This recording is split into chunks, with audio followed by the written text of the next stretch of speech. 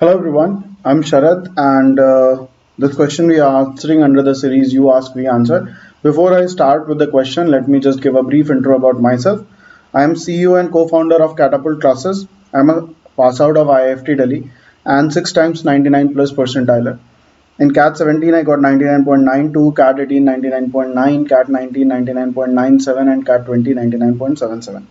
So let's not waste time and reach to the question. So this question is asked by Prissy 98 and this question is of time, speed and distance. Circular motion का question है. अच्छा question है. So we'll solve the question and we'll give you concept behind this question as well. Question is three runners A, B and C run around a circular track of length m at a speed of 6 meter per second, 18 meter per second and 24 meter per second respectively. They started from the same point in the same direction and at the same time. At how many distinct points on the track would exactly two runners, any two out of three, meet?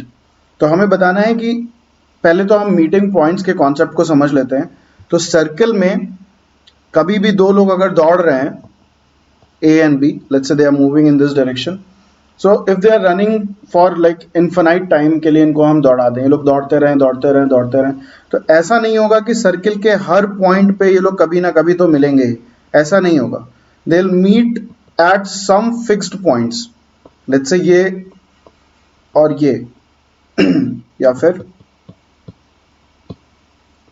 ये और ये इन चार points पे मिल रहे हैं. तो अगर इनको हम इन्फिनाइटली दौड़ा दें तो भी ये लोग इन्हीं चार पॉइंट्स पे मिलेंगे ये हजारों बार इन्फिनाइट टाइम्स मिलेंगे, बट कहाँ मिलेंगे? इन्हीं पॉइंट्स पे मिलेंगे. तो मीटिंग पॉइंट्स का मतलब होता है कि कितनी जगहों पे मिल रहे हैं.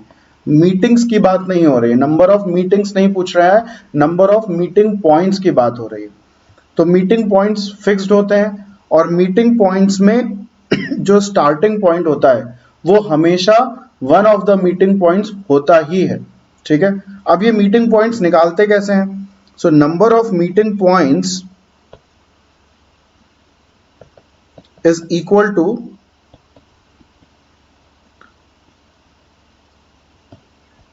ratio of speed in simplest form. पहले हमको निकालना है, तो स्टेप बाय स्टेप बता रहा हूं मैं. सबसे पहले हमें ये निकालना है ratio of speed in simplest form.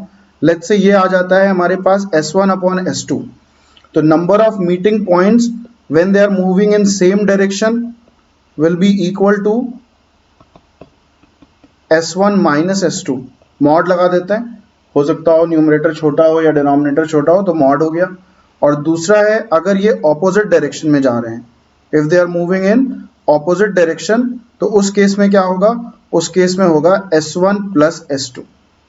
ठीक है. इसको याद रखने के लिए रिलेटिव स्पीड को यूज कर सकते हो. Relative speed when they are moving in same direction is S1 minus S2, when they are moving in opposite direction is S1 plus S2. अब हम इस क्वेश्चन में क्या करेंगे? दोनों कॉन्सेप्ट मैंने बता दिए, मीटिंग पॉइंट्स का कॉन्सेप्ट और मीटिंग पॉइंट्स निकालते कैसे हैं. तो हम A B C तीनों के लिए निकालेंगे अलग अलग. इस वाले फिगर को मैं रब कर देता हूँ, फिर से नया फिगर बना देंगे. So let's say this is the circle. अब A और B का अगर हम रेशियो निकालें, SA अपॉन SB अगर हम निकालें, तो ये हो जाएगा 6/18. सिंपलेस्ट फॉर्म में निकालेंगे तो 1/3 हो जाएगा.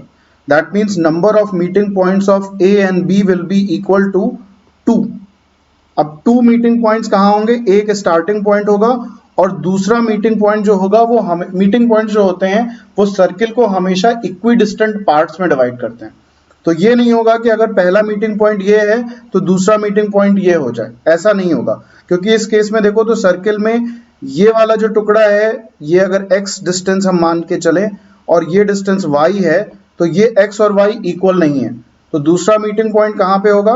दूसरा मीटिंग पॉइंट इसके एग्जैक्टली ऑपोजिट एंड पे होगा. तो अब अगर देखो तो ये डिस्टेंस अगर x है तो ये डिस्टेंस भी x है.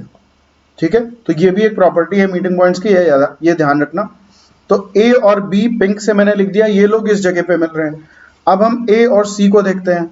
लेट्स से A और C कहाँ कहाँ पे मिलेंगे? तो हम पहले तो क्या करेंगे? S of A upon S of C निकाल लेंगे, which is 6/24, that is 1/4. that is A and C will meet at 3 places. 1 minus 4 का mod 3 हो गया. तो अब 3 places कौन कौन सी होंगी? ये तो हो गया हमारा स्टार्टिंग पॉइंट, दूसरा पॉइंट ये हो जाएगा और तीसरा पॉइंट ये हो जाएगा. सर्किल को 3 इक्वल पार्ट्स में हमने डिवाइड कर दिया. अब ए बी ए सी हो गया, लास्ट हमारा बच रहा है बी सी. तो S B upon S C, this is equal to B की स्पीड है 18, सी की स्पीड है 24, so 18 upon 24, that is 3 by 4. So number of meeting points of B and C will be only 1. तो इसका मतलब है B और C हमेशा यहां पे मिलेंगे. अब हमें क्या बताना है? हमें बताना है वो पॉइंट्स जहां पे सिर्फ 2 रनर्स मिल रहे हैं. यानी कि हमें वो पॉइंट्स बताने हैं जहां पे सिंगल क्रॉस हो. सिंगल क्रॉस क्यों? अगर यहाँ पे 3 क्रॉस हैं तो इसका मतलब कि पिंक की वजह से ए और बी भी थे, यहाँ पे मिल रहे थे, और ब्लू की वजह से ए और सी भी मिल रहे थे, और ब्राउन की वजह से बी और सी भी मिल रहे थे. तो more than 2 runners are meeting at this point. तीनों लोग भी मिल सकते हैं और तीनों लोग मिल रहे हैं. तो हमारे आंसर क्या होगा? हमारा आंसर क्या होगा? एक ये मीटिंग पॉइंट, एक ये मीटिंग पॉइंट और एक ये मीटिंग पॉइंट. इन 3 मीटिंग पॉइंट्स में सिर्फ 2 ही रनर मिलेंगे. पिंक वाले में सिर्फ ए और सी मिलेगा, और पिंक वाले में सिर्फ ए और बी मिलेगा, और ये ब्लू वाले में सिर्फ और सिर्फ ए और सी मिलेगा. So the answer to this question is 3. I hope अभी सर्कुलर मोशन और मीटिंग पॉइंट्स के सारे कॉन्सेप्ट्स क्लियर हो गए होंगे. अगर ये ठीक से समझ गए तो मीटिंग पॉइंट्स और सर्कुलर मोशन के सारे क्वेश्चंस कर लोगे. This question is answered under the series you ask we answer. And if you appreciate our efforts, if you think that we are doing something good and it is helpful for all the aspirants, please like, share and subscribe to our YouTube channel and share it with as many friends as possible. Thank you guys. All the best.